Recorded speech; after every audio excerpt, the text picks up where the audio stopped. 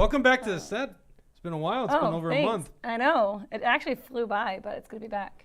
Great. With some new people in the comments. Great time for you to be back. We got quite an episode here.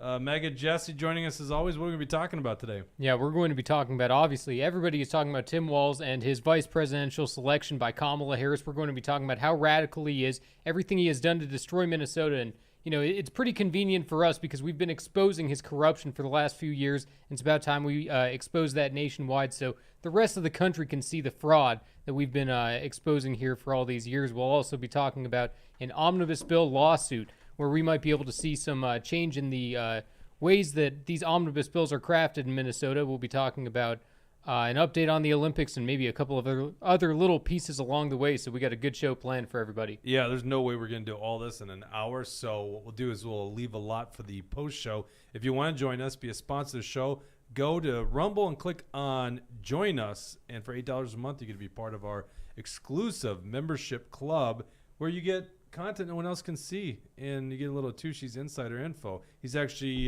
door knocking or something right now up north. Bridget's reading your comments. What do we got so far? We have Rydog saying, you guys nailed it. That effing weirdo got the VP pick. Razzle Dazzle's 2 peas in a pod, another CCP sellout. Yep. Tucker, good afternoon, everyone. Righty, who's new, at least that I've seen. He'll be so easy to attack unless his bad points, or unfortunately his bad points are what the libs like about him. True. Mm-hmm. She's so much better than Tushy at this time, Rodeo 55. Except my voice is gone again. I lose it all the time. No, that's right. It's much better. Halfway gone. We have Rodeo 55 in here saying, Walz is a double-edged sword. This could help Minnesota turn red. Everyone I know absolutely hates Walz and looks forward to getting rid of this dirtbag. He should be tarred and feathered. Yeah, I like that comment. If you want to interrupt us at any time, change the subject, or just get your point across, hit that Rumble rant, you can pay to interrupt our show. It's a really cool feature and helps the show. Running the dials, Mr. Deep State himself, Dawson. How you doing there, Dawson? It's me. I'm doing good. I'm really rocking my Deep State look today. It's a weird day to be a Minnesotan. I don't know. It's odd. All right. Well, I mean, the breaking news, going right into it. Governor of Minnesota, Tim Walz, this broke at, I think it was before 8 a.m. I got a call from a friend, quasi-political. I mean, all the circles were around. If you're new to the show, by the way, we're a bunch of political operatives, so we usually are on top of this stuff. I can't tell you how many threads Jesse and I are in. And the way I learned from was a guy that's maybe marginally attached to politics. He was the first one to break it. He said, limos were seen leaving Walz's house this morning. I go, you're probably watching that video. That was kind of fake news last night. Why was that fake news? I saw that too. Last night there was a bunch of black Suburbans. Yeah, I saw that. Yeah, well, those are Minnesota license plate. They were in Secret Service. He always has a detail. He has a state trooper detail. Right, but they were obviously still there for a reason, right? No, he always has them. You know, if he's traveling somewhere, he's got a security detail. He's the governor of Minnesota. I'm sure it was amped up yesterday a little bit. You know, it wasn't normal what was going on at his place. I think everybody noticed that it was abnormal, and whether or not it was Minnesota license plates or federal, I think people realized that there was something else going on there. Well, let's go into this A1. Pull this up, Dawson.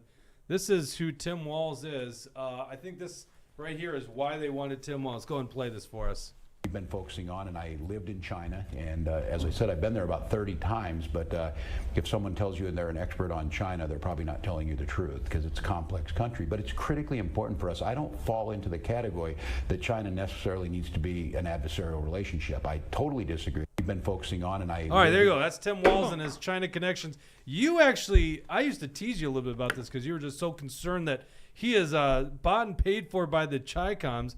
But you think there's a lot more into this, and you kind of turned me around on this. But what are his Chinese connections? I think people are pretty interested. This guy's possibly going to be in the White House. Right. That's the thing. I call him China Walz because that's exactly what he is. He was a teacher, got selected by Harvard, one of these elite universities that is totally, part of the globalist New World Order, happened to select Tim Walz of all the teachers in the entire country to go and teach in China.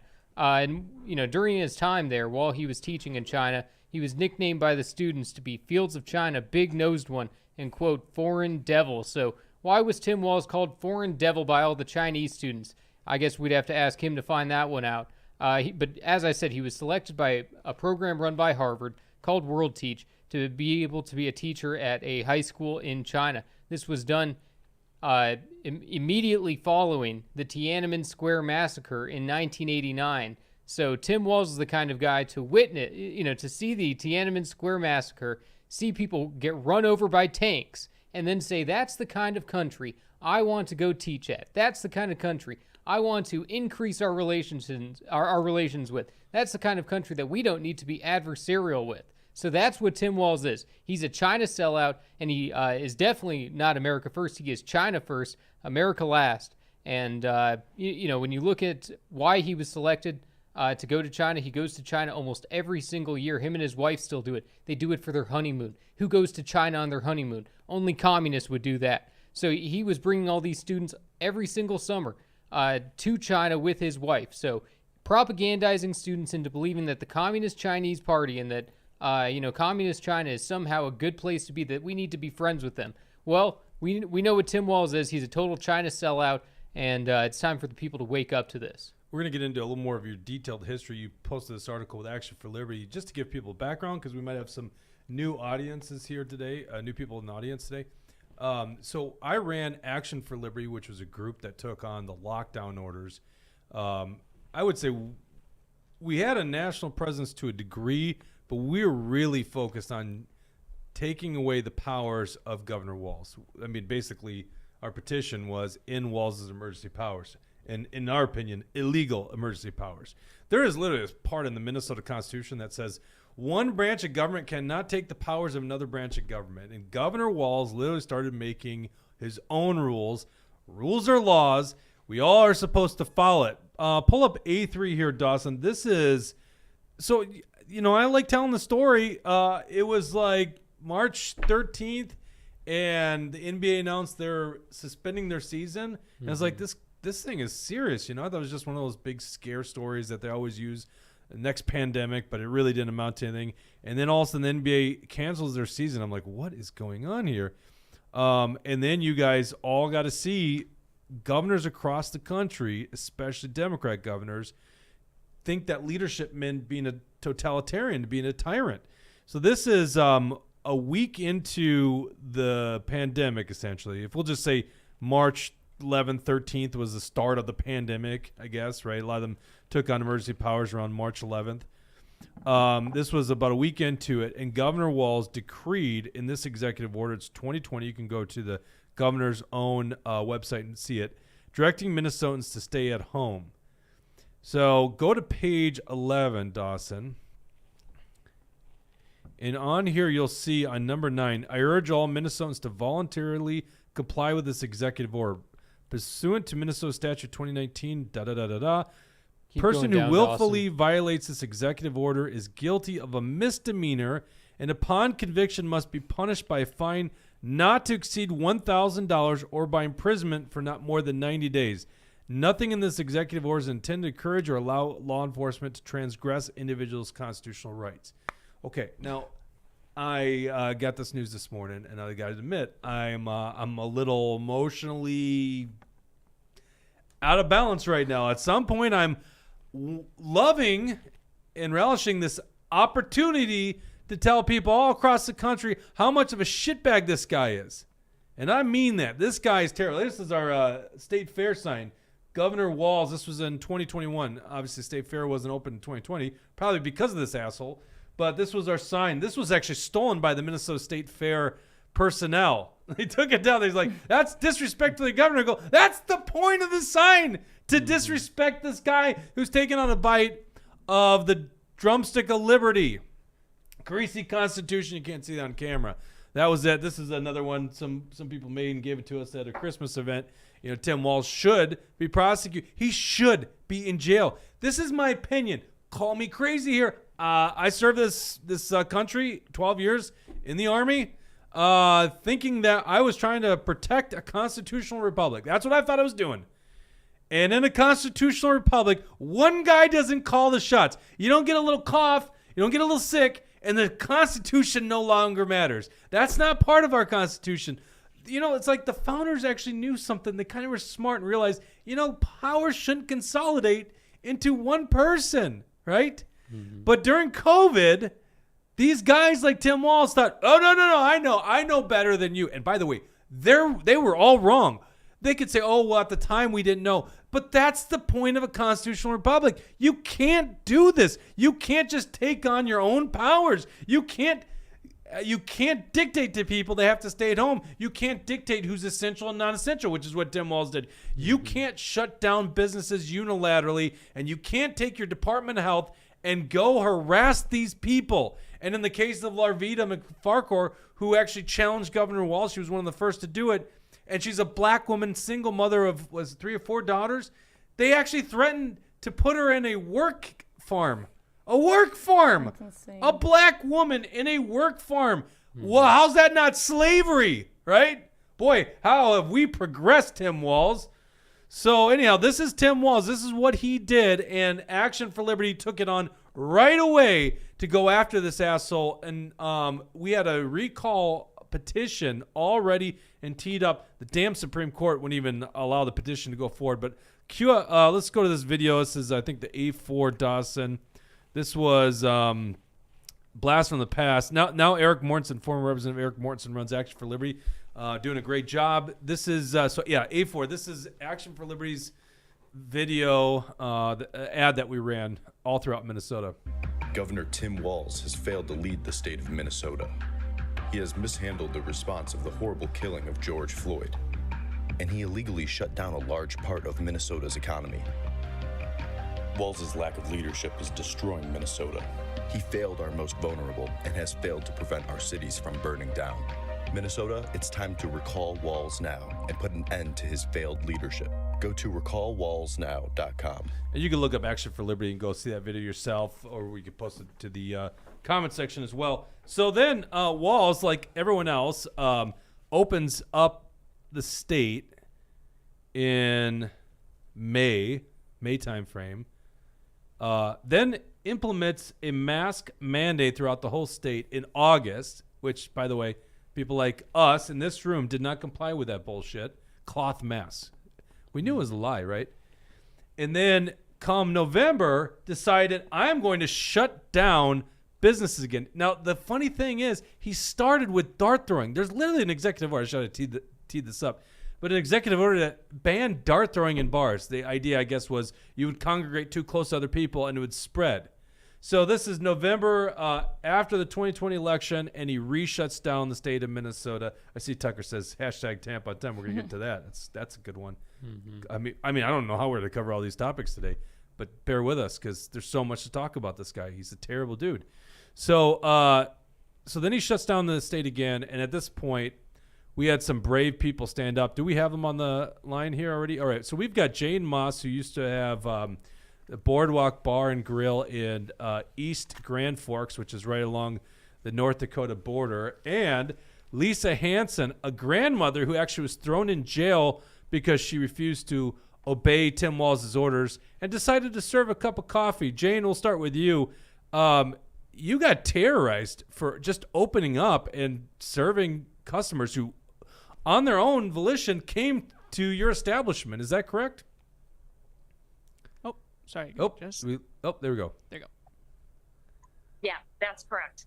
We, in fact, the minute the door opened for us to be open, the health department was there to shut us down.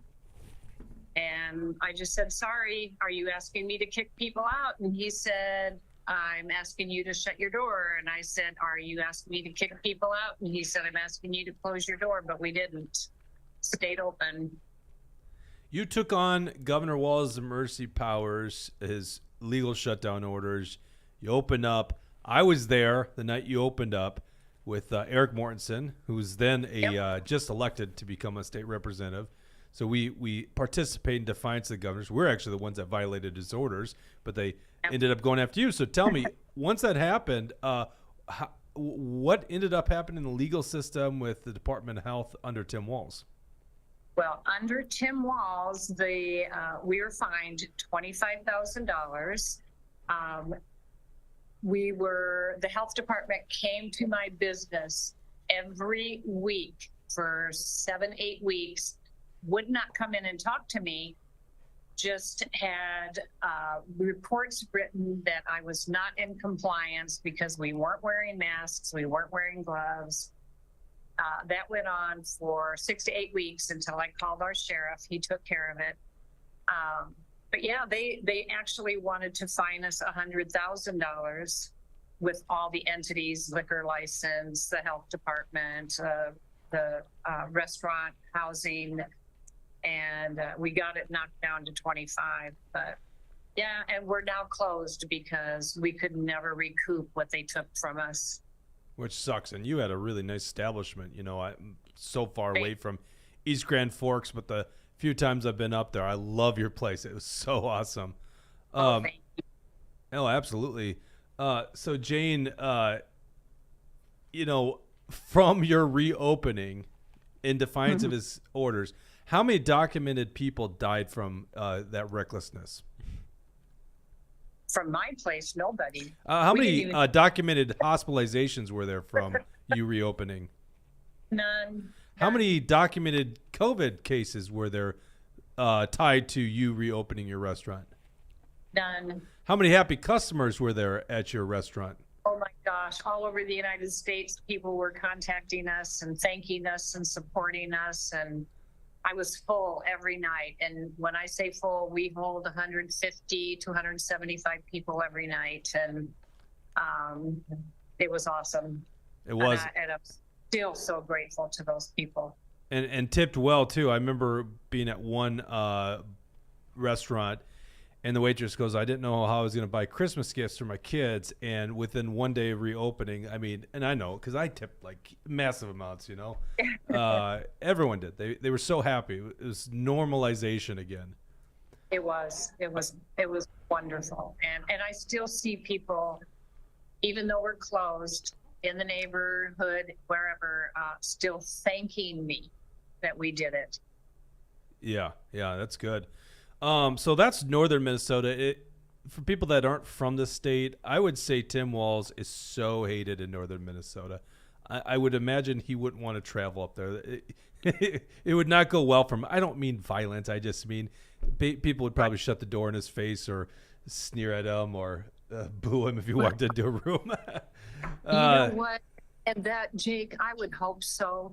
But why did I not get any help from our Republican people up here? They'd probably welcome him with open arms. Well, let me You know? rephrase. I'm talking about normal people, the regular guy, Normal not the people, okay. politically connected people. In southern okay. Minnesota, it's a little different story. It's a different culture, but someone with the same spirit of yours, Jane, is Lisa Hansen. And I appreciate Yes. Lisa joining us, who's basically fled the state of Minnesota. You know, I don't blame you, Lisa, for doing that because the state failed you. Tim Walz failed you. But you took on Governor Walz. You kind of took a little different path. But all you did, from what I understand, is you opened up your coffee and wine bistro and served some cups of coffee to willing patrons. Is that correct? Yeah, that's correct. That's all we did. And We did not drag anybody off the street to come in and have a cup of coffee or a sandwich. They came in all on their own. And like you mentioned with Jane, she mentioned that people were so happy, came from all over the state and other states to come and patronize us during the time that we opened up. Yeah, I remember the reopening tour. I had to make a choice. I'm either going way up north or I'm going down to Albert Lee because it can't be both. That's about a 7.5 hour difference between your two places. Yeah. So we started in the Twin Cities and went up north. Your story is more interesting in the sense that, you know, you obviously went into civil cases and legal issues. You had to deal with Department of Health, but you're also dealing with basically a Tim Walz crony in your local, your city. But they prosecute you for this stuff criminally because, you know, if you were watching this live, and you can go back after the fact, we read an executive order by Tim Walz saying he can throw you in jail for up to 90 days and fine you $1,000 or both, right? It was the same for this shutdown order. You are the case where that actually went to a criminal court and they threw you in jail. And you're a grandmother, and this was during Christmas. Do I have that correct? You do have that correct. It was the month of December. It was the first part of I think it was the 5th or the 6th, somewhere in there that the trial, it was a jury trial, and that ended. remember it was a Thursday, and the whole thing was a sham. The way that it was perpetrated, the way that it was run was absolutely a sham. And we know that governors can't make laws, and there was no law on the books. So, we argued in court on many different levels, many different levels. We'd never have time to go through all of that, even if we had an hour. It was, in my opinion, and there's great evidence that shows this, that it was a setup. It was perpetrated against the people of Minnesota, and especially against small business owners. If you defied this king's orders, you were going to pay for it, and they were going to make an example out of you, and that's exactly what happened. I was the only one in the state, to my knowledge, still to this day, and you can correct me if I'm wrong, that actually had criminal charges against me. That's not because the AG's office didn't try to press criminal charges against other folks in the state. The thing that happened with one that I can say that I know, and I won't mention names, but that there were criminal charges that the state was going to impose upon a good friend of ours, and the sheriff in her county said, nope, we're not going to do it. Mm-hmm.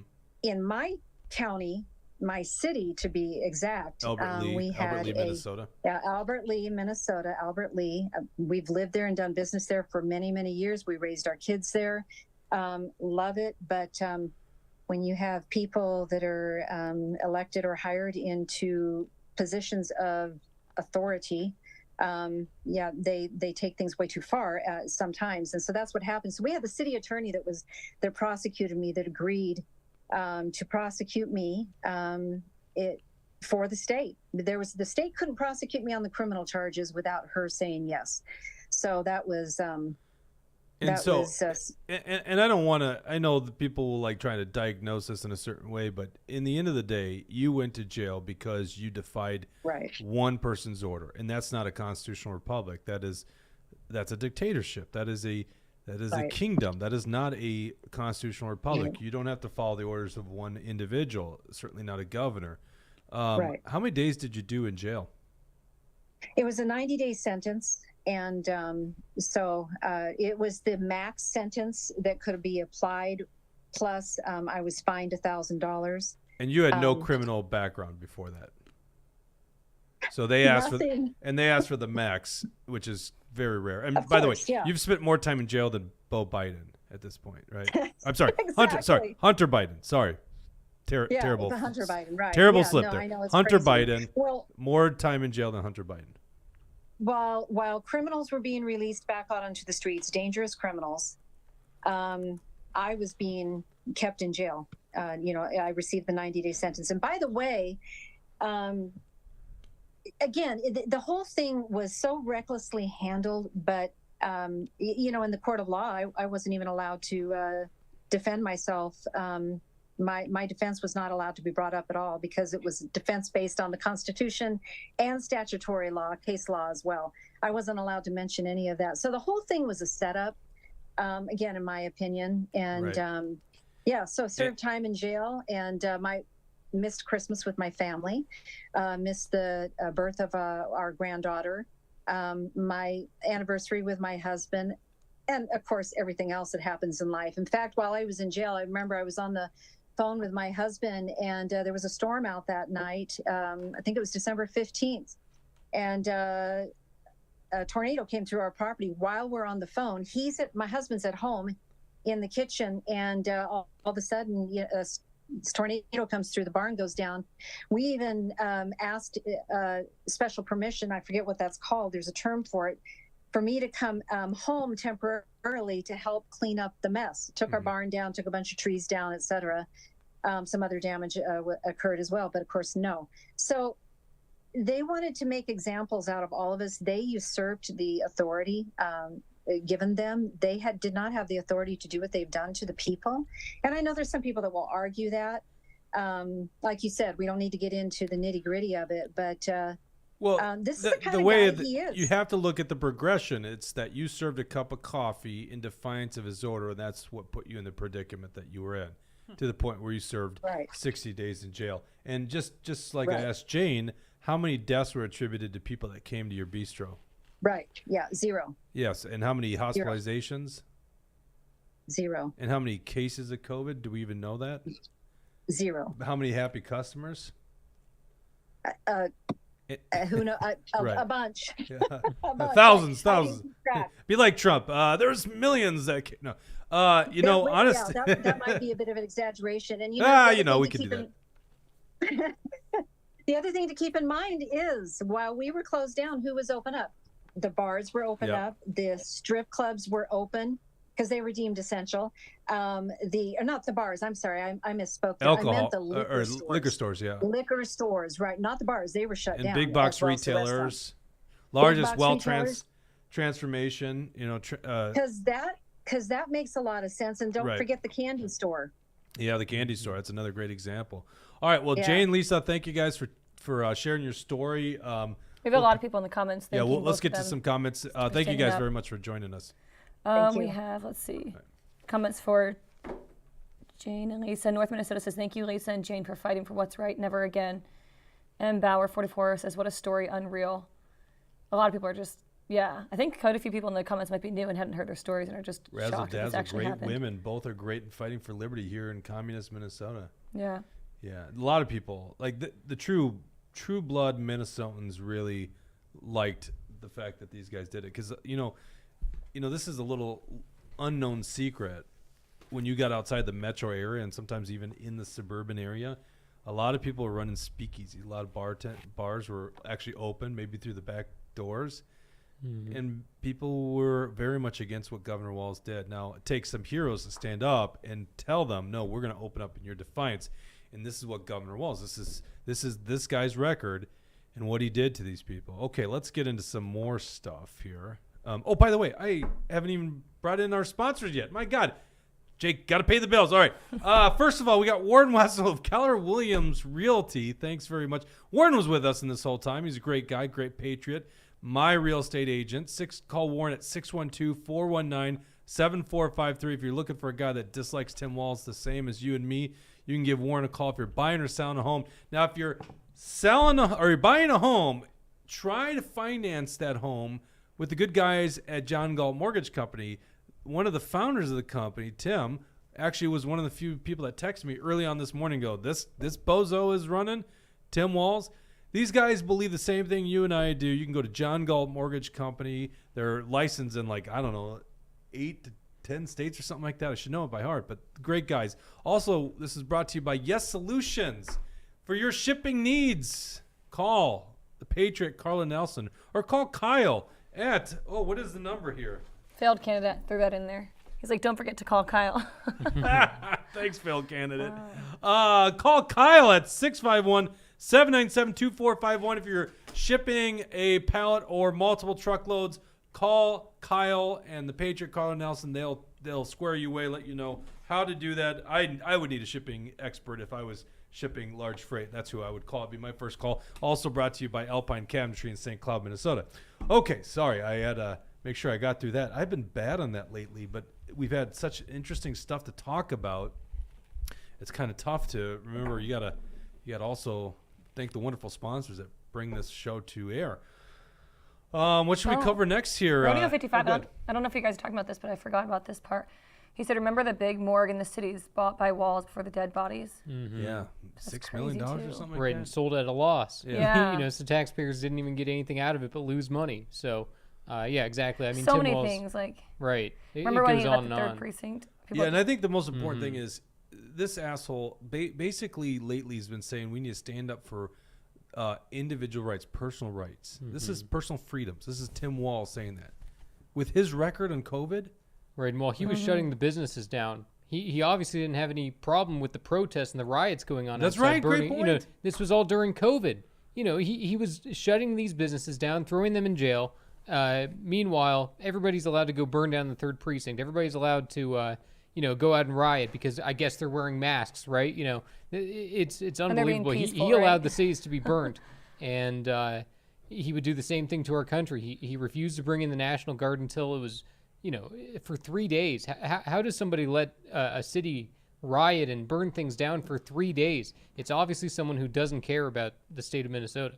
Yeah, well, And plays I too was much telling to you the left. beforehand, he doesn't even own a home in Minnesota anymore. Yeah, people it's don't no know that. surprise that he yeah. wants to be the vice president. He wants out of Minnesota. He's got no ties here. He's got nothing here. Well, people got to understand. So he actually has 2 homes right now in Minnesota, all on our dime. So there is a governor's mansion on Summit Avenue. This property probably goes for about $2 million if it was listed. I think that's what it says on Zillow. I mean, how accurate Zillow, I don't know, but a couple million based off that neighborhood.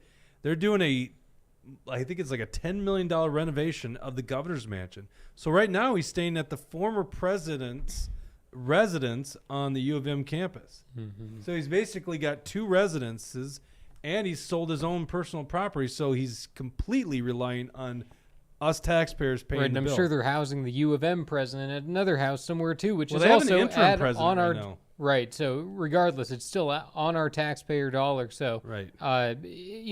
It shows. I was not surprised at all because I don't think that he has any true connections to Minnesota. I don't think he cares about the state, and I think he's been looking for his way out. So I never expected him to run for another term. He wants out of Minnesota, and this is his ticket.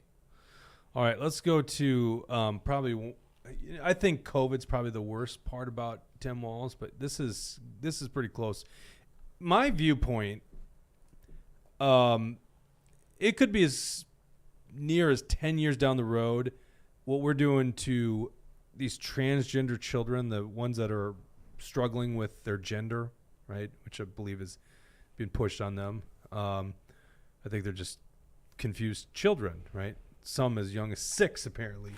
I think our society in about 10 years will look back at this, go, this was a heinous thing we were doing, like to the point of like lobotomies. Mm-hmm. And a lot of us know this. A lot of us have been talking about this for a while. However, the left in Minnesota and Governor Walz himself is all on board with these surgeries and prescribing puberty blockers to children. We always say as young as 6 because that's who was attending the press conference, but even younger. Pull up the next one. I think this is the A5 Dawson. This is Tim Walz signs genital mutilation sanctuary bill into law. So in Minnesota, if you have joint custody of a child and one parent doesn't want their child to go through this transitioning, whether that's surgical, which is happening in Minnesota, or it's hormone blockers, which in some regards are irreversible, which could be just as bad, I guess, in some degree as the surgery. We will be a sanctuary state to make sure that child gets this, what they call gender affirming care. This was signed into law. You can go to actionforliberty.com and read about the story. You could read, we talked, so this is actually piloted by a representative called Lee Finke. Lee Finke is the first transgender, it's a dude, transgender woman. So that means it's a dude that's pretending. We didn't find the best picture there, Jesse. We could have. That was a William article. Oh, shame on you, William. We could have found a much better picture than that. But anyhow, essentially allowing the practice of transgender surgeries, which is insanity. And then I see Hale the Chief wrote tampon Tim. Do you want to talk about that? Right, exactly. He's putting tampons in the boys' bathrooms. And, it is crazy that Tim Walz, he paraded out a 6-year-old. He believes that children of any age, toddlers, can know if they're in the wrong body, if they need to change their gender. He believes that, there should be no age limit for these surgeries, no age limit for the drugs. And he wants these corrupt doctors. And obviously, I've talked about this on here before. Planned Parenthood is behind a lot of these gender transition surgeries. It's unbelievable. What does that have to do with parenthood? Absolutely nothing. But, they have chosen this as the issue, as a first a cultural divide to get people upset, get people angry, and then also stripping away parental rights. It's one of the easiest ways to take children away from the parents and put them under the umbrella of the government, because if the government is the one that is protecting you, if the government is the one that is giving you your civil rights and protecting you from discrimination, it's turning children against their parents. It's trying to create a failed society. And, the people who love the transgender movement the most in our country is China and Russia. Any of our enemies, any of the foreign adversaries we have in the world that are observing what's going on in our country, they're laughing at us, and they can't believe that we're this stupid. And it's because we have people like Tim Walz leading the charge. Yeah, and I just sometimes wonder, like, does he really believe this stuff, or is he just like such a team player for the far left? He's always playing that. He's been this way since he's been in Congress. Yes. He was a part of the LGBTQ Equality Caucus while he was in Congress. That was his first elected post. So he's been a part of this for a long time. And then also, even when he was a teacher, he led a gay group in the high school. So, maybe he's interested a little too much in the sexuality of children. I don't know why he's interested in that. But that's Tim Walz for you. That and China, he's got more interest in those than I do. And Bauer 44 says transgender movement is cultural Marxism. It is, yes, 100%. 100% I mean, it just is. destroy the family completely. Dustin, do me a favor. Just Google image of Tim Walz transgender sanctuary bill. I want to find the there's a lot better images here just to give you an idea what pops up. Yeah, there you go. Click on that one to the right. Right. I can't see that. Yeah, that's a good one. So you see there's a couple children. They paraded these children onto the stage to the point are and if you can zoom in to Peggy Flanagan's shirt, right? That's yeah. So now listen, if Tim Walz wins, if Kamala and Tim Walz win in November, Peggy Flanagan, who's Indian, did you know that? She's Indian. Yeah. Yeah. We learn about that all the time. Oh, Kamala? Are you saying Peggy Flanagan? No, Peggy Flanagan. She's Indian, Not dot on the head Indian, but Indian. Ojibwe. That's right. So she's wearing a shirt. This was never answered, by the way. I think we kind of posed this question and broke it. She's wearing a shirt. You can barely see it. Can you zoom in more, Dustin? Does that work? She's wearing a shirt that says "Protect Trans Kid," and it's got a bayonet. Mm-hmm. These are the assholes that lecture us about political violence. There's Lee Finke towering over Peggy Flanagan, probably because Lee Finke's actually a dude. So that's Lee Finke in the pink. So this is and the Minneapolis tranny right there, the black person right there. That's another man that's towering over that child right there that pretends to be a woman that's on the city council. Not doing a good job pretending. Didn't Trump? Did you guys see that ad? I think it was Trump's ad against Tim Walz already. But they have a clip from this day of that little kid with the teddy bear. I think he's actually a trans kid. I think it's a boy. Mm-hmm. But they had the parents speaking. I never saw that part when he did this. Oh yeah. So go back to that photo. The dad is the guy in the gray suit behind the podium right there. Yeah, let's look up this video. Him, and I was. Oh, there's to his right, our left is what's they's name? Yeah. Isn't that the they? Alicia Kozlowski. Alicia Kozlowski. Yep. They or no, Two-Spirited. Yeah, Kozlowski's the Two-Spirited. Boy, it's just so interesting to watch the dumb. DFL in Minnesota. They've got the whole LGBTQ. There's a mask in the background. And then we got the DUI gay they somewhere in there too. Yeah. Somewhere and back there. And then do we have Zach Stevenson who's bi? So basically, he's not just cool wants enough for the Gina's club wife. yet. These are just so interesting. Get rid of that troll there, Dawson. Thank God, assholes. All right, so you said this is a Trump ad? It's not an official Trump ad, is it? I don't know if it was. I think it was. Do you know where you saw it? I'm pretty sure Benny Johnson posted it on X. I think that's where I saw it. Can you check it real quick and then and I think he said it was a Trump ad. Sometimes people just make their own. Dawson, you see that comment section there? Oh, my bad. Yeah, no worries.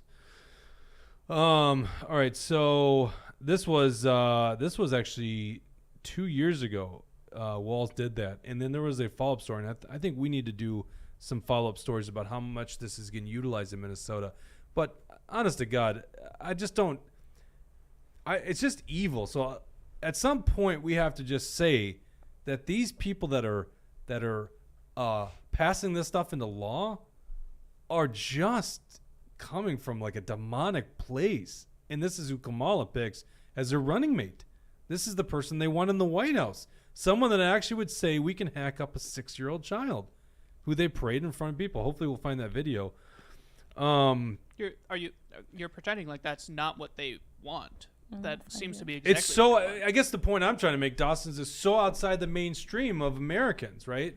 Right. I think among the grassroots Democrats, how many of them actually want to mutilate children? I would wonder, maybe half of them do, but I got to think that there's still a lot of Americans, the vast majority of Americans among the grassroots, among the base, just average people who are against this stuff. A lot of people, even the ones that are pro the transgender stuff. They usually say, yeah, once you get to 18, you can make that decision. So the radical position that they are pushing is completely out of touch with the American people. So all we have to do is continue to expose and highlight the evil things that he's done as governor and Congress and in his personal life, because once people are aware of these things, he's not going to be the same old image that the Democrats are trying to push out there. You know, they're trying to make it seem like he's just a average Joe, common dad, you know, teacher, coach. Everything that they're trying to put out there about him is to make him seem like a normal person. Well, he's anything but normal. I don't know any normal person that loves communist China. I don't know any normal person that loves the World Economic Forum. I don't know any normal person that praises Klaus Schwab and says, thank you for your mission. Thank you for everything you're doing. I don't know any normal people like that. So, well, why don't we do that? Let's pull up 888 so we give people perspective. And then let's talk about him dodging a deployment. By the way, Righty says yet under 18 can't get a tattoo or use a tanning bed, which is a great point. Did you find the video? No, I couldn't find it. So maybe it's not an official Trump. I don't think it's official. I didn't see it on Truth It was really Social. good, though. But yeah, so a lot of people make these videos and they look like they're official and they're great. Yeah, they're well done. Yeah, it was well done, but yeah, if you can find it, we'll play it. Maybe we'll save it for the post show. Okay, so this was an article you did, Maggot Jesse, I did just find it. On Congressman Tim Walz. For those that don't know, Walz dodged a deployment. I'll get into that in just a second. He dodged a deployment with the Minnesota Red Bulls, 1st Brigade, which ended up being the longest deployment in modern day history. 22 months total time. Big deployment. I was a young lieutenant at that point. Unfortunately, hadn't gone to my IOBC, so I wasn't able to go on that deployment, but know a lot of the people that were. He was a conditionally promoted to Command Sergeant Major to go on that deployment.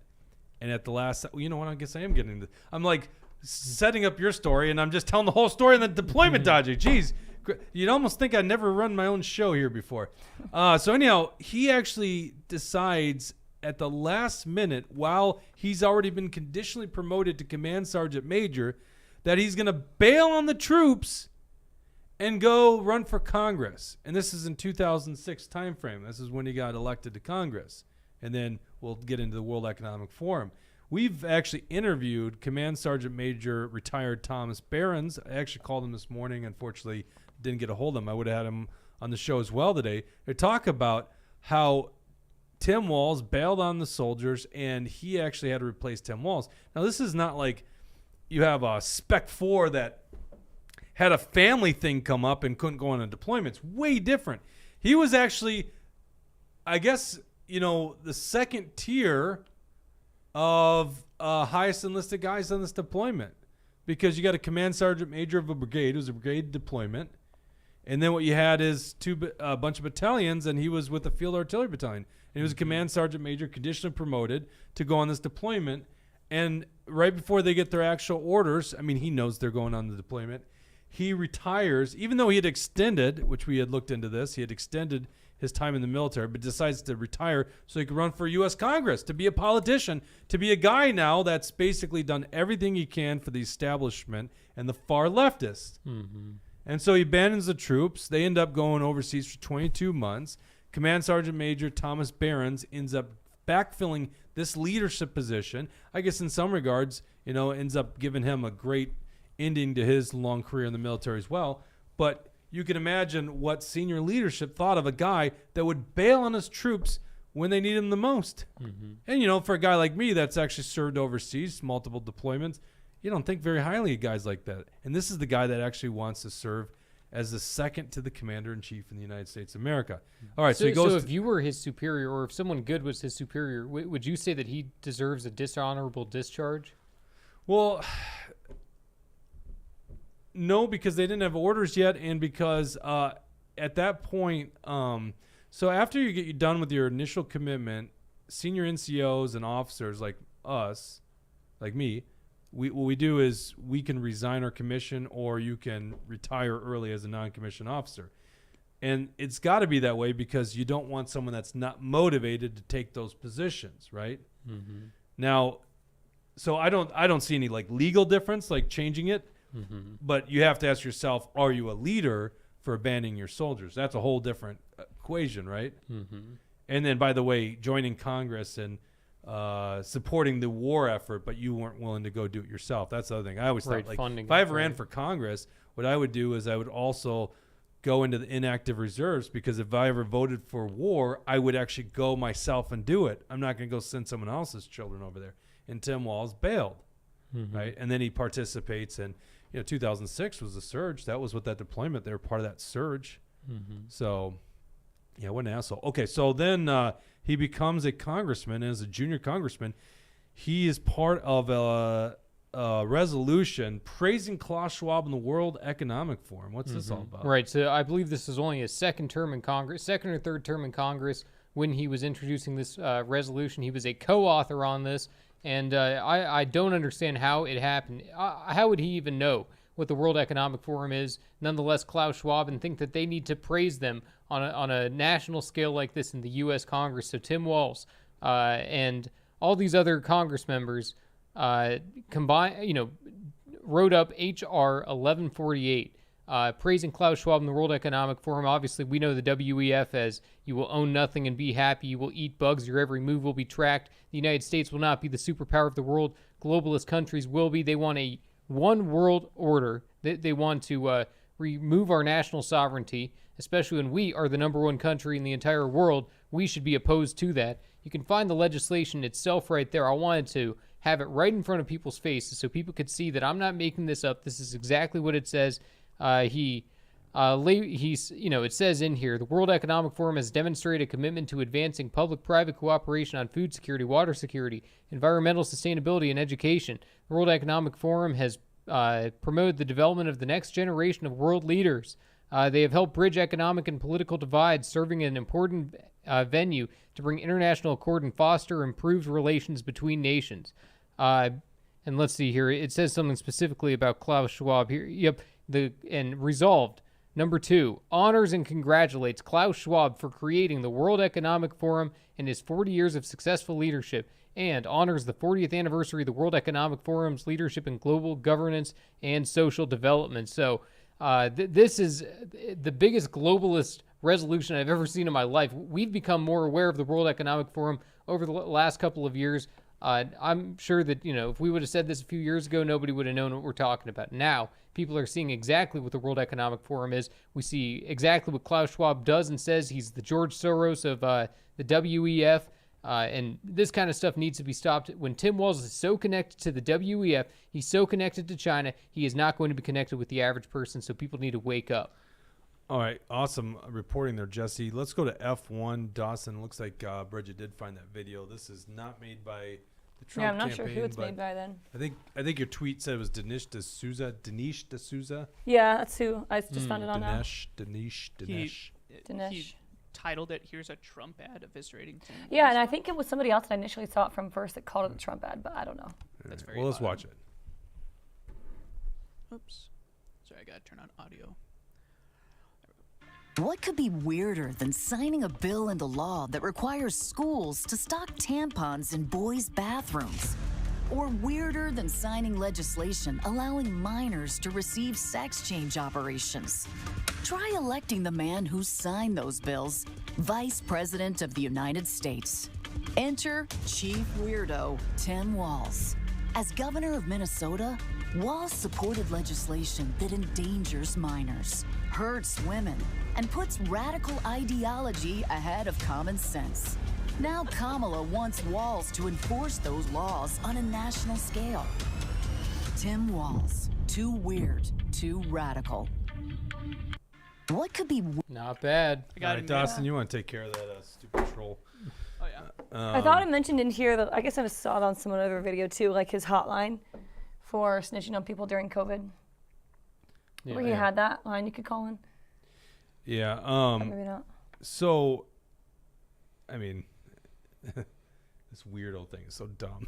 I know. Gotta be honest Well, with you. so I saw that. Didn't that start as a Dems attacking Trump, just saying like he's weird? Walz. It was Walz, yeah, that's JD why I think Vance. they're- yeah. It's like JD Vance is weird. Walz did a good job, and maybe we should get to this here, Jesse. Why they picked Walz? Because I thought it was Shapiro. Not that I would pretend like I understand the Democrat Party. The Democrat Party is saving democracy. Did you guys know that?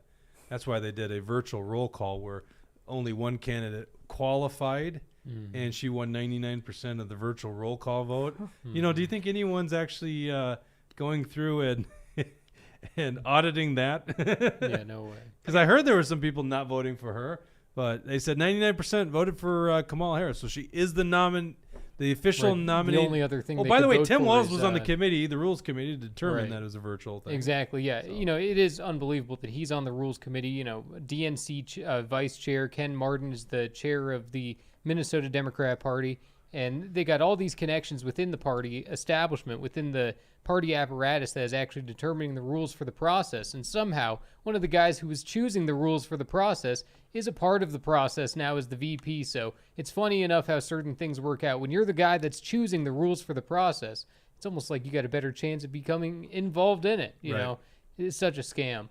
It is such a scam. So I thought it was going to be Shapiro because when you look at the electoral map, which everyone thinks is changing right now, and I got to stress this, politics and elections, it's like a basketball game.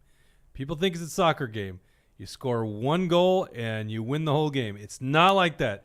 It's 4 quarters. We're in basically, I think, the second quarter right before halftime, right? And so the end of the game, the fourth quarter in November, the final score is going to be 98-94. You just have to get used to politics. That's how it goes. With that being said, I think we're down by a couple 3-pointers right now, right? I mean, I don't think Trump, and I kind of wonder how much is the media zone doing, but Trump could be messing things up more right now. I mean, their campaign has been just lackluster, to say it the nicest way. No way. What are you talking about? Oh, I think 100%. What's Like this whole lackluster? debate thing is just goofy. Like No, he never. Here's the thing. Why would the same terms be applicable? I know you can argue this all day long, but I'm saying how it's getting spun. It's looking Right. terrible. I mean, but how is he supposed to control the media? I mean, he can't control what the media is going to say about him. The media is going to continue to lie. I think Trump's had an awesome week. I mean, look at what he did to the black journalist events there. I mean, that was unbelievable. He completely, that got spun terribly. No, it made him no, look no, terrible. No. He came off Jesse, as a regular you are guy. not the average person. No, that's I not don't true. know, I think actually you're agree out of with touch Jesse with there. it. Oh, you I do? think- Oh, with yeah. the black thing. Yeah, I was Oh, like, wow, yeah. he did awesome. He He just came brought right people back at back him. in. Oh, yeah. No. I think he did. If you watch the thing, most people are going to watch it. They saw the one headline where he's questioning Kamala's race. And, The- the and only- that's Well, then he also that is posted a his picture perfect later strategy. of her when she's coming to be Indian with all of her Indian family members and We stuff do like that. need to be questioning her race. Of course we need to. No, The we entire- don't. Oh, my I God. don't If she's care trying about to her come to be race. black and get the Yeah, black hold vote, on a then second. yeah, you do. 'cause Kamala she's not Harris even- and Tim Walz are phonies. She's a Yeah, I phony don't about think her she's race. black. They're a phony about their politics. They're a phony in every single regard. So what Trump is doing is exposing that to these people. He's saying, okay, she's presenting herself as an African American to all of you guys. Well, she never really talked about that any time before this. He's putting it in their minds that, hey, she can't be trusted. She's a phony. She's a sellout. So he's setting the stage for what's going to be a broader thing. And, he completely changed the narrative. Everybody was saying J.D. Vance is weird. J.D. Vance is weird. Now what are they talking about? They're questioning whether or not Kamala Harris is black. Trump completely changed the picture. Well, I think that didn't Trump do that before with Obama, saying that he's from some other country when then it was proven that that's not true. No, I he mean, was trying to fight for Obama to release the birth certificate. That's exactly what he was doing. Yeah, we don't know if we're without a doubt. Do Yeah, and we? he was Okay. He's claiming from that a he's not country? from Here, America. I want to. Some people still dispute the I birth want to certificate. school you guys Yeah. right now. I think you guys are representing a point that's very biased, which I appreciate and love. Okay, because I like it. I see it the same way as you. Pull up F2 here, Dawson. It's on line 27. Here's Real Clear Politics. Okay, and these are the shift in polls. Now, last time we looked at this, the polling was ridiculously in favor of Trump. In 2 weeks, this has all changed. Okay, So what I'm saying is, it's yes, not you Trump's guys fault. look at it in a different way, but lately, with media coverage and polling and stuff like that, it does not look good for Trump. Yeah, but now, once that's again, not you have because to Trump understand is it's a doing basketball anything- game. It's not Hold on a done. second, but it's not Trump as being lackluster. That's not true at all. It's the media has been through this honeymoon stage now where they get to prop up Kamala where she isn't doing any interviews. She doesn't have to be questioned at all. They're in a true. honeymoon Very phase true. right now, so that's why the polls are going up. It has nothing to do with Trump being lackluster. Trump has been killing it. Well, I don't think he's been killing it, because if he's been killing it, then he would find a way around this bad media coverage. No, Because he's always going to get the bad media coverage, but he's been able to navigate. If you want to sell someone as a phony, it's not going to take it. It's not just. So you're saying it he's one kinda time. setting up the long game. It's the long game. He's selling 5D that she's a chess phony, and It's that's exactly what he interesting. needs I mean, to do. once listen here, I'll be humbled by this. Trump is brilliant when it comes to political strategy. I mean, he's very impressive. For a guy that's not a politician, he's very good at being a politician. He's He very started smart. to call her Kama Blah. that's his new I didn't nickname see for her, that. Kama Blah. I think that's well, not bad. Let me refrain from that point because I think you guys make some good points, and I could be wrong. But the polling does suggest he's not doing very well. She is on a honeymoon period. Well, people don't realize she I'm just. seeing the comments. I'm seeing a lot. I agree with Yeah, Jesse. some people. Oh no! Yeah, Rodeo 55 agrees. Cindy Lou Kamala is an opportunist. Rodeo 55 again says Trump looks great against the black journalism. But then Glenn also says media portrays Trump as racist for Trump bringing up race so frequently. Well, But he didn't Glenn's bring it kind of up. on my They- side I in that mean- he doesn't need to Right. bring that up, but maybe if he's playing longer, I don't know. But in that interview, he didn't bring it up. well, the only clip from Trump I've seen of that, besides what I saw here, was the black jobs comment and him doubling down on it. I don't know what he's getting it's at. such a but, dumb comment. like, Black jobs. Well, what do you mean by black jobs? Well, I was they're like, jobs, Well, but here's everybody. what it means. It means that there's all these illegals being poured into the inner cities. What do the inner cities have? A lot of black people living there. So if these illegals are taking the jobs of the people in the inner city, guess what? They're taking black jobs. That's what Trump yeah, I means. get it, but it He should sounds just- like you're he should degrading the he fact should that they just say can't. that. If that's what he thinks, he should just say it. But he's Yeah. not for some reason. No, he's not. He's not. No, he was saying. He was Well, saying he is in a playing a different rigged game way. at that, right? He was saying in a different way. I mean, yeah, that's 60 chess. My bad. I can't follow that far. No, it's extremely obvious. If you pour in illegals into the inner city, they're taking the jobs. It's Damn, you should have said A that. to B That would've made logic. him look a lot better. Or Well- just the money without the jobs. Well, regardless, Trump is not doing as well, right? I mean, and there is a honeymoon period. I mean, the idea that Kamala Harris just got the nomination and doesn't have to do one debate or one press availability, it's insanity. That's weird. Like, oh, but we're saving democracy. We don't even know when she's going to do her first media availability. She does rallies. She's going to do a rally tonight in Philadelphia, apparently with Tim Walz, right? She won't even talk to the black journalist. Who is She she won't going even to talk to talk black to? journalists. That's right. So Even Lester Holt is a tough interview for her. Even Lester Holt will push her on the border. Even Lester Holt will say these types of things. So, she can't handle anything if she can't By the even way, handle the establishment media. Tim Walz isn't good with the media. Right, he's got a temper. That's what I That's can't what wait I was for. excited about, too. I Right, know, I was both like, maybe he'll Kamala fly off and the handle Walz. at some And also, point. I don't know if you guys had seen this: 91.5% turnover rate in the VP office for staff. 91.5% Oh, I did see of that. people Wait who till had that worked comes. for Yeah, that's Kamala bad. Harris have left their job. She is unworkable. She is a terrible boss. There is a reason that all these people want nothing to do with her. It's a complete disaster.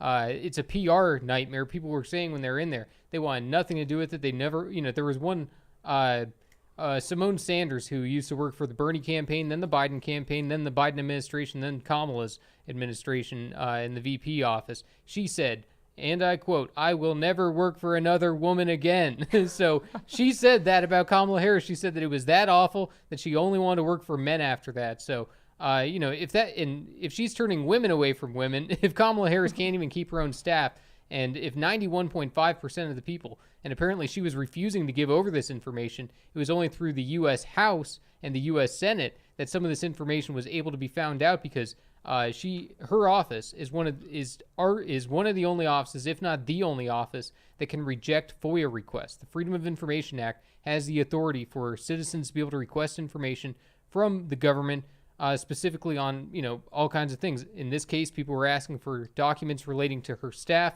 their pay. There's all kinds of discrepancies where they were getting millions of dollars more than they were paying their staff. Where was the money going? We don't know. And then all the staff quitting on top of it. It just shows that it was an awful work environment. And Kamala Harris is going to be exposed over this next few months during the campaign. All right. One other thing, and then I want to get into why she picked Tim Walz, and I don't want to forget this. Oh, we got a Rumble rant. Love Minnesota. Mass immigration is being used as a biological weapon against the host populations for the purpose of weakening worker protections and devaluing labor through a surplus of low-quality, cheap labor. I gotta point out really quick. Did you see how fast that I was came just gonna up? say And that. then Bridget's like, I "Oh, was just going to say that. And two, she's like, oh, we have to tell him his Rumble rant. Then he looks behind himself and then But he has away to from look- the microphone. Does he not have it here? He has a forget. computer. We don't understand it. We couldn't that's possibly have a guy worse at the job. Oh, look at this, Tucker 91. Oh, Oh, Tucker. Well, 20 that's a bucks. good one, and it's purple too. Oh gosh, it's nice to have a comment reader who's not chewing on wings while reading comments. Bridget looks better too. But it'd be nice if I got my voice back. I literally went to Kentucky for one day, had one White Claw, and lost my voice. I'm like, I don't know what is wrong. Well, that's why So- there's no law with the White Claw. Yeah. So why did you go to Kentucky for? Oh, my sister had a baby, and I was the godparent, so I was like, I want to be there. Oh, So I flew just this past congratulations weekend, to your but- sister. Oh, thanks. It's her You 7th. flew for one day, and you had a White Yeah. Claw, like at the airport? Yeah, because like when I drink, I don't know what it is. I just lose it. Yeah, I had a White Claw at their That's house, interesting. and I think then it's- I was I like, think it's watch called- Jen, I'm gonna lose my voice, and I think the that's next called day. being drunk, isn't it? No. One White Claw? It's Well, that just probably takes been- her I out. don't know. That would do me in. Yeah. It never used to happen to me, but now, yeah. Interesting. Tucker's I like, don't know. ooh, okay, that's good to know. Anyways, thanks Tucker, and yeah, love thank you, Minnesota. Tucker. Yeah, boy, we went a whole hour without a Rumble rant. I guess we weren't bringing our A game. I thought we were. I don't want to let this one go. A6, Dawson. This is, what did she lace that White Claw with? Good question. That is a good question. Failed Bridget read candidate. comments while eating wings. No, thank you. A6. This is Minnesota House Democrats reject saving life of baby born from botched abortions. So Governor Walz signed a bill. This was actually the Health and Human Services Omnibus Bill, and this would have been in 2023. Go to A7. This is the actual bill. This is Senate file. Sorry, I mean it's very hard to scroll. 2995. It's hard to scroll through a bill that's 1,000 pages. 2995. Dawson, scroll down to line 2. Click fourth engrossment at the top. 217. Okay. Like 217? 21724. Is that Jay over there? Yeah. Jay, nice to meet you. Yeah, just watch. We just do a hang, so we got in that got chair, someone nice in the audience here today. So 217. If you see this, sorry, I'm not sorry. I'm not the one passing 1,000-page bills that they don't read. All right, so this is affecting Section 56 of Minnesota Statute 2022. And this is signed by Governor Walz. So this is another appeal for the modern leftists because Tim Walz does a favor and actually defines when life begins, and apparently it begins after birth. So what they did is they changed a portion. In Minnesota, the way they do bills is if it's got a strikeout, it means it was the language that used to be there and it's being replaced. And then just regular font is what was already in statute, and then what's underlined is new. So they got rid of a born alive and changed it to an infant, and got removed the as a result of an abortion and added who is born alive shall be fully recognized as a human person. So it's kind of a little sleight of hand if you see what's going on here.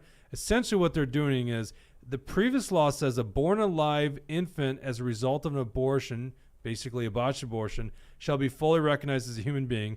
And Tim Walz signed a bill that got rid of a baby born alive from a botched abortion. So apparently if an abortion doesn't work and a baby is alive, born alive, that baby doesn't have full human rights. In other words, that baby could die. Now, sure, probably doesn't happen very frequently. They changed the law for when that happens to allow a baby to die, a fully born baby. So if you want to know what the left really represents, by the way, this is what Tim Walz should be doing because, you know, obviously the Democrats want to make this about abortion. That's their only hand that they have to play.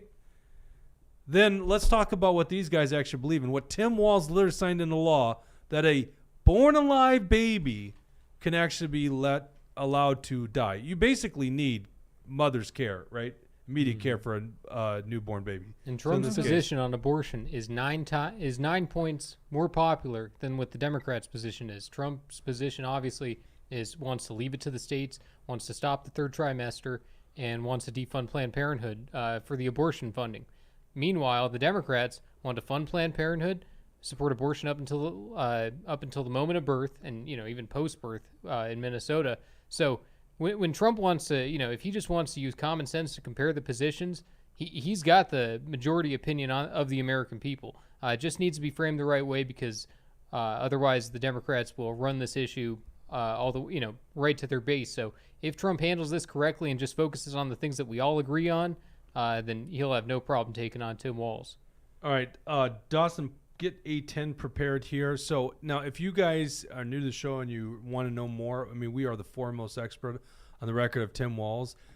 Jesse's got an infamous picture wearing that shirt. He's wearing the dump wall shirt with Tim Walz Oh, yeah. Do you at guys a have parade. that? It's actually in That is our a good thumbnail. picture. Oh, is it? Oops. I I've should've actually seen that. never met Tim Walz. Probably it's a good thing at this point. I don't know how that would go, to be honest with you. I remember going to that rally with you, Jesse, and Shakopee Yep. with Tim Walz, and it was like the hardest thing just to like not shout something in the crowd. Oh, yeah, yeah. I against was him. in a room for this deployment for the division headquarters. And 34th actually, one of the guys in the Division. background He was of speaking. the picture of me with Walz actually was at the Shakopee Really? thing too. So I was like, oh man, I hope that guy doesn't recognize me. I was trying to remember why we went. We went there to get some sort of dirt on them, but I can't remember. Yeah, I think we were was just during- seeing what they were up to, seeing what they Yeah. were saying. Well, you know, the other foremost experts on Tim Walz's records, Action for Liberty. You can go to actionforliberty.com. It's now run by Eric Mortensen, former legislator who had a brief encounter with Tim Walz. So imagine you're Eric Mortensen. You get elected during COVID. And so you take office in 2021, January 2021. His first thing he does is tries to end the Governor Walz's emergency powers. It's the first thing he does.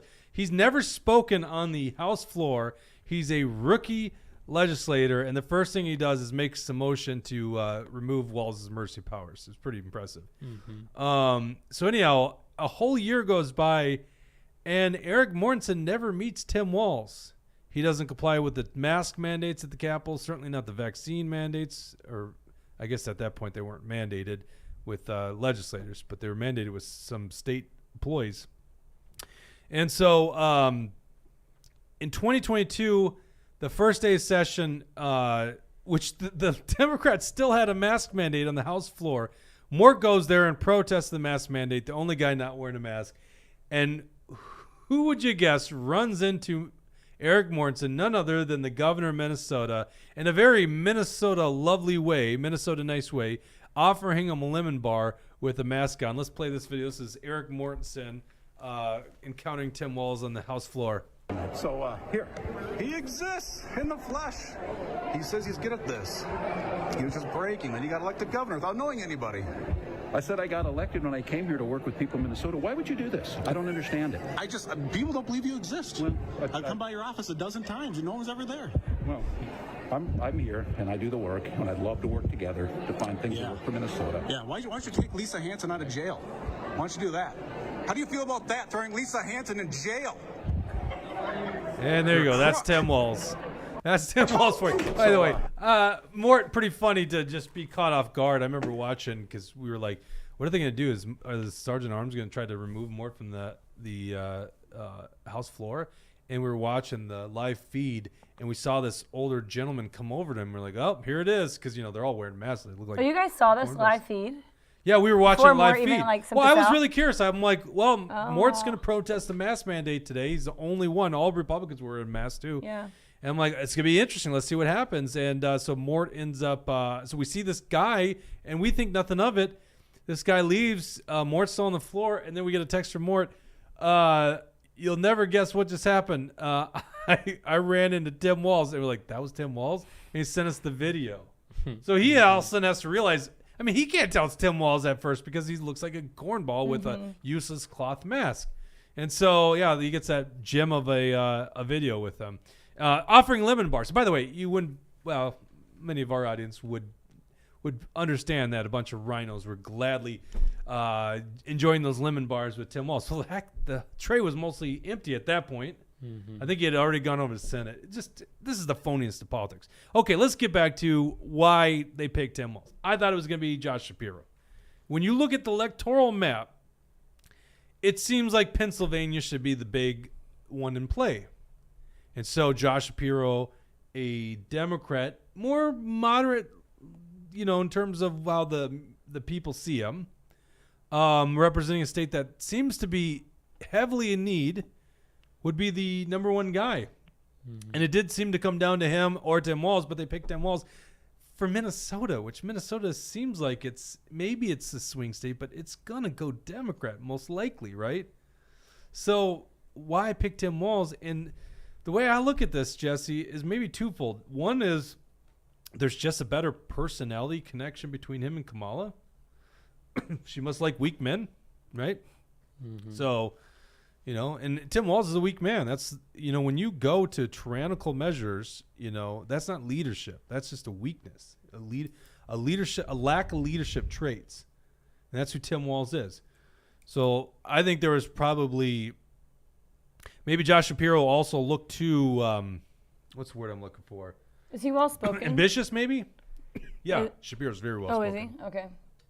And ambitious. So maybe she didn't like that.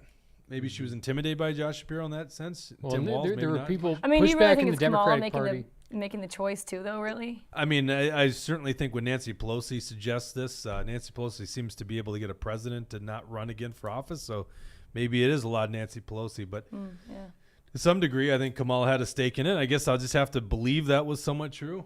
And Maybe I'm Bauer naive. says- That's a good point. Maybe I'm naive on that. I mean, I can't imagine she just genuinely gets to pick whoever she wants. Like, I mean, she's not in there of her own accord, so she's clearly being told what to do. She's probably being told who to pick. Right, and Eric Holder was the one who did the VP selection vetting process. And, I think what Trump's best line of attack here now is for Pennsylvania. He gets to go to Pennsylvania and say, Kamala didn't think your governor was good enough. Kamala thought that you guys didn't have a good enough governor for vice president. I respect Pennsylvania. He can continue and just, belittle the fact that, that Kamala doesn't care about Pennsylvania. She had the opportunity to pick, someone from your state to care about your values, to care about you. Instead, she chose Tim Walz. So I hope that he uses this line to win Pennsylvania and say, especially since he got shot there and everything else, Pennsylvania is a must win. And Kamala Harris just threw it in the trash because she wants to pick Tim Walz. So I think it's to our benefit. Of course, the Israel thing is a big issue. He's Jewish. That was going to divide the base. John Fetterman, lots of other Democrats were coming out saying, do not pick Josh Shapiro. Tim Walz had the support of Ilhan Omar, Keith Ellison, Bernie Sanders, Nancy Pelosi, Barack Obama, so things were lining up in his favor. So he had the establishment in his corner. He was pretending, he had the progressives falling in line too, which is hilarious because, I wouldn't call him progressive. I would call him a corrupt, phony sellout. There's nothing progressive about him. So, they tricked the people into thinking that he was the better choice because Josh Shapiro is moderate or whatever. So I think that Trump has a great line of attack here in Pennsylvania. We'll see how he ends up implementing it. And he's leading on Real Clear Politics by 2 points in Pennsylvania. So take it for what it's worth. Looking good in Pennsylvania. So then if Pennsylvania's not in play, Jesse, then the next thing that goes through my mind is... Well, it's still in play because of RFK Jr., and that's why everybody needs to know RFK Jr. is doing nothing but helping Kamala win. I disagree. I so disagree, but we don't have time to argue that. Let's just say they take Pennsylvania off the map, right? Because if Pennsylvania is that important, they go with Shapiro. So they take it off the map as a potential loss, meaning now they're looking purely in the Midwest, right? They're looking at Wisconsin, Michigan, Arizona, and then they go down to Arizona, and they think that Walz is going to have appeal, and they might think that appeal resonates with suburban America. Is kind of what I'm thinking. And Trump can also pull the same argument in Arizona. She could have picked Mark Kelly. She could have picked your senator. She could have cared about Arizona, but instead, she chose Tim Walz, so he can use that same line of attack in Arizona, another swing state that mattered. And, we'll see how Minnesota turns out.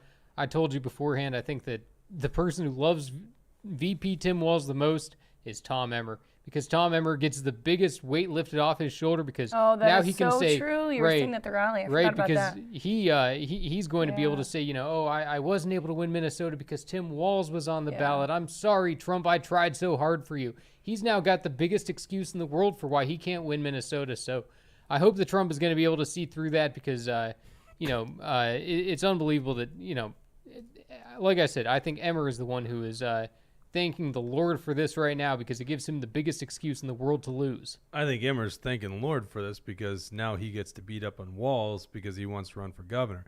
Arizona, Trump is up by 2 points. In Michigan, right now, he's down by 2, and he's pretty much at a virtual tie in Wisconsin. The other thing that comes into play is Georgia, and that's pretty much tied right now as well. I mean, it's like within 1 point. Well within the margin of error, Georgia. And then, when you talk about suburbs, Georgia is very much like Minnesota. You got one major metropolitan area. You got something, Dustin? Yeah, I remember before we were talking about it and, after the assassination attempt and stuff, it was like, there is no way that Biden wins this at all. if it comes out and all of a sudden Biden has won this election, like there's no way, and then that whole cascade starts. Is it still the same way now with Kamala, where it's like there's zero chance that she wins, or is it becoming more and more impossible? She's right now winning the odds. She's the odds-on favorite to win right now. Okay, I just don't know whether to. The sites that do that, which is irrelevant. You really got to look. You got to look at polls. You got to look at polls in swing states, and you got to look at the polls that factor in the other candidates like RFK Jr. and other people that are on the ballot. If you really want to get a good picture, and then once again, it's a poll. So what does that mean, and what does that mean in August? Right. Once again, politics is a basketball game. The final score in the fourth quarter, which is November, is going to be 98-94. Everyone wants to think it's going to be Ronald Reagan in 1984, and it's a massive, just one-sided victory. It's just not done that these days. It's not like that. So it's going to be 98-94. And right now, I believe Kamala and the Walz campaign has scored a couple more baskets. And maybe you're right. Maybe Trump is setting something up with a long game here, and they'll do people start actually getting back. like Kamala? Well, that's No, the thing they're is pretending she's on this to. honeymoon period with the media, and I don't think so. With the media, but yeah, I know. I'm like, I just can't imagine people actually like I her. mean, I spend a decent amount of time on Twitter, and mine's like almost split. It's like, man, 75-25 liberal conservative probably. And there is a lot of good talk for Kamala. There's a lot of it. And it always surprises me because I'm like, I still don't even know half of who she is, right? So it's like, I think that a lot of it is, especially Democrats are like, I just don't like Trump. I Yeah. didn't feel good about voting for Biden, but you know what? I feel better at least voting for Kamala and having a chance. That would be my guess. All right, we're running out of time here, so we're gonna have to go into the post show. If you want to join us at the post show, this show is run by our great sponsors like Warren Wessel, Keller Williams Realty, John Galt Mortgage Company. You can go to johngaltmortgage.com. It's run by Yes Solutions, the Patriot Carla Nelson's company. You can call Kyle at Yes Solutions. And it's run by Alpine Cabinetry in St. Cloud. So we love our wonderful sponsors. It's also run by you, the people that donate per month or basically have a membership with our exclusive club and become part of our post show. So if you want to join that, click on join on our Rumble page. Make sure you like and subscribe if you don't already on YouTube or on Rumble, whichever way you're watching this. In the post show, we're going to get into this omnibus bill lawsuit. We got some AI memes equal free speech. This is interesting, and it's Walz implication in that one. I want to just say one thing here before we sign off. So our last episode turns out to be a little bit more tricky than we initially thought. So we reported about what we thought was a trans boxer, Amani Khalif, who is a boxer from Algeria. And it doesn't seem like the individual is a trans person, but it does seem like the individual boxing women is a male by nature of he has XY chromosomes. We don't know, and the media, and there's a lot of people pushing back, and it's interesting. A lot of us thought, when we watched the video and all that kind of stuff, there just wasn't a lot of information. At the time, we knew that him and another athlete were not allowed with the IBA's rules to compete against women, but somehow they were allowed in the Olympics. And we know this is a culmination of things that have come from, high level, national sports, especially Leah Thompson, the swimmer. So I think we may have rushed here in the calling that this individual a trans swimmer trans individual. However, the media is acting like we got this all wrong. Like everybody's calling her a dude is wrong. And it doesn't seem like that's the case. Here's the thing. We can't get to the bottom of the story. The media is just so pitiful. They're gaslighting people. It's amazing. I was reading, and you can go to my Twitter. I was talking about a story on the AP where the headline made it seem like people are getting it wrong and this is like bullying. And then like deep in the article it goes, and Imani won't address the concerns about the gender test. It's like, well, yeah, probably because there's XY chromosomes. And if you have XY chromosomes, you are a male, right? And I've never, of all the years of Olympics, never seen this story develop. But apparently, from what we have to go by right now, it appears that Imani Khalif was born without a fully developed penis and testes. So it has some kind of really extremely rare condition. But we are to believe that this individual does have XY chromosomes, and that's why it was producing a whole lot more testosterone and then given him an advantage against the female boxers. So I still take that same standpoint that this should be not allowed. Maybe just a little different than, someone like Leah Thompson that's like, competing as a male and then just Thomas. Leah Thomas. And then just flipping over to women and then dominating. And it is interesting that there's two in this case, all of a sudden, in the Olympics, and they're both in boxing. And so, anyhow, I wanted to, correct the record there, or, this show's called The Truth Hurts, so we gotta call it out if we didn't get it right. Will we get to the bottom of it? I have no idea if we'll get to the bottom of this. It's really interesting. The media doesn't seem to have an appetite of actually getting to the bottom of it, but I think we can all understand why that is. Anyhow, we'll get to these stories. Join us in the post section here. For everyone else, we'll see you on Thursday. Take care.